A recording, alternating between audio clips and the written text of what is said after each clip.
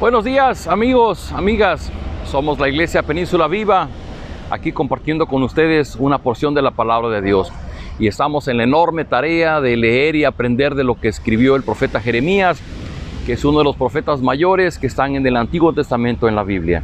Y Jeremías fue un profeta en el tiempo en que el pueblo de Judá fue cautivado por el imperio babilónico y la mayor parte del pueblo fue llevada cautiva a Babilonia. Sin embargo, no solamente Dios usó a Babilonia para darle un castigo a su pueblo y llevarlo cautivo, sino también usó a Babilonia para destruir a los otros imperios, a naciones paganas que estaban alrededor de Judá.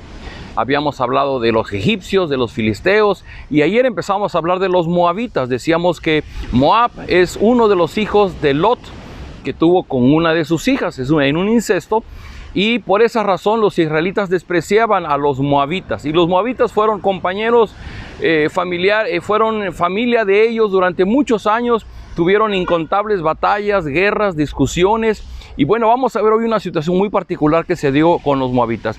Pero dice así la profecía, sigue diciendo en una segunda parte, versículo 26 en adelante del capítulo 48 de Jeremías. Tú, Moab, me ofendiste. Ahora dejaré que tus enemigos te dejen en vergüenza y se burlen de ti.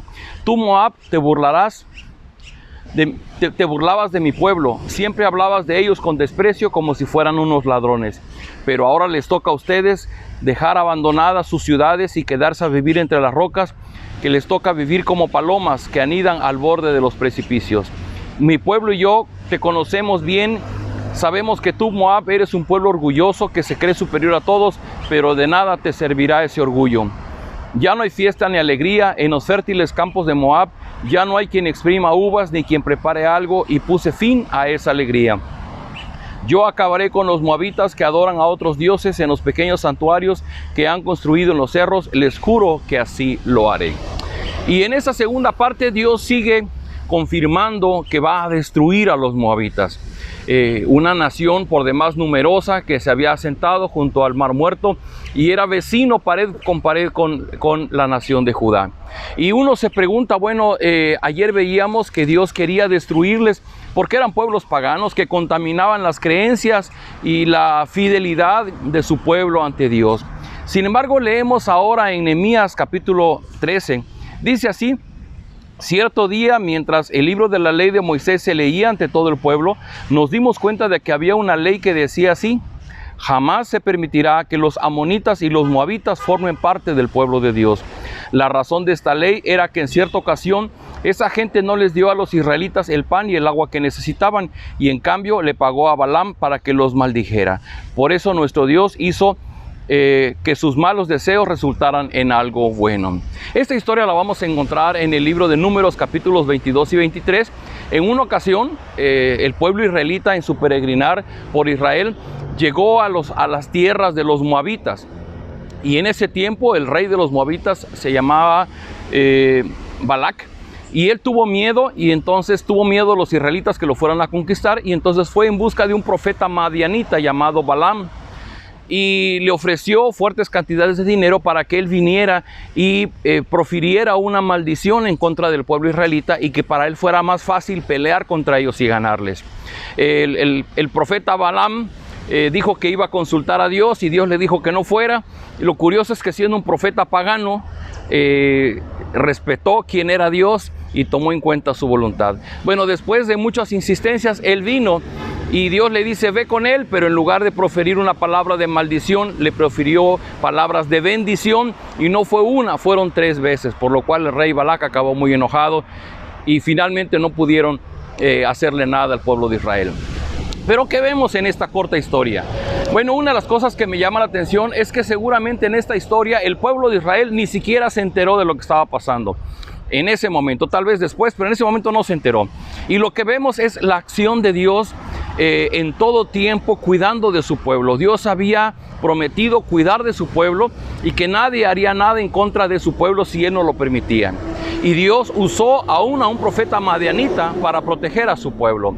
Y queridos amigos, esto nos deja una enorme lección, porque si bien estamos leyendo en el capítulo 48 de Jeremías que Dios estaba desquitando su coraje y su ira contra los moabitas, porque en algún tiempo quisieron hacerle daño contratando a Balaam para proferir maldición sobre ellos, y Dios los cuidó.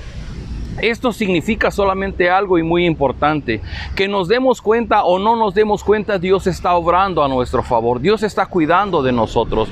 Y déjeme decirle algo, Dios no tiene memoria para quienes se arrepienten, para quienes piden perdón, para quienes reconocen su autoridad y se someten a Él. Pero Dios sí tiene una excelente memoria contra sus enemigos, contra aquellos que atentan contra la vida de su pueblo. Así que, queridos amigos, si usted es un hijo de Dios, no tendría de qué vivir preocupado, porque sus enemigos son enemigos de Dios, porque nadie puede poner un dedo sobre usted a menos que Dios lo permita. Y si Dios lo permite, porque tiene propósitos para nosotros. Pero de manera general, Dios no va a permitir que nada ni nadie toque un pelo de nuestra cabeza si no es conforme a su voluntad. Y de esta manera podemos confirmar, la profecía del capítulo 48 es un Dios que está enojado contra Moab, porque en otro tiempo le negó el agua y el alimento a su pueblo que le pedía, y por otro lado quiso contratar a un profeta para que le profiriera maldición y acabar con ellos. Y eso Dios nunca lo olvidó. Y llegó un momento en que Dios cobró esta deuda con los moabitas, destruyendo su nación. Queridos amigos, la Biblia nos permite conocer al Dios en quien creemos.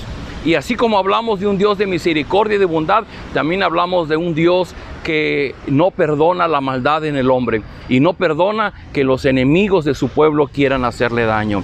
Y esa es una enorme bendición para nosotros, porque podemos vivir tranquilos, confiados en que Dios está presente entre nosotros. Aun cuando no le vemos, aun cuando no sabemos en el momento en que Él actúa, pero puedo estar seguro, inclusive hay muchas circunstancias que nosotros ni siquiera nos hemos dado cuenta del peligro del que Dios nos ha evitado.